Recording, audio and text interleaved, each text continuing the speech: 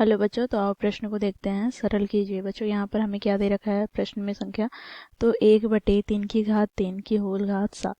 तो दिए गए प्रश्न की मुख्य अवधारणा की बात करें तो बच्चों यहाँ पर हम देखेंगे, यदि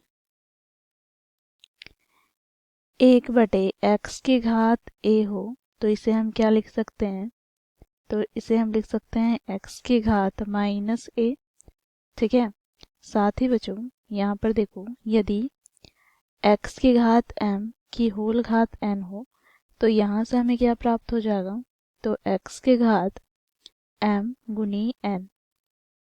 साथ ही यहाँ पे यदि देखो इसी को हम यहाँ पर देखते हैं पहले वाले गुण को, तो x की घात -a ये बराबर हो जाता है 1/x की घात 1।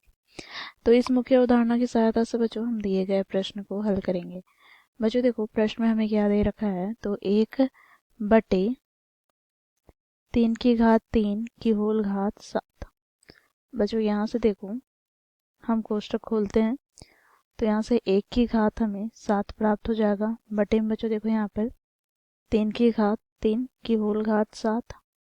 तो यहाँ से बच्चों 1 की घात 1 हमें 1 भी प्राप्त होगा। बटे में बच्चों देखो यहाँ से 3 की घात यहाँ पे 3 गुना 7, तो यहाँ से हमें प्राप्त हो गया 1/3 की घात 21।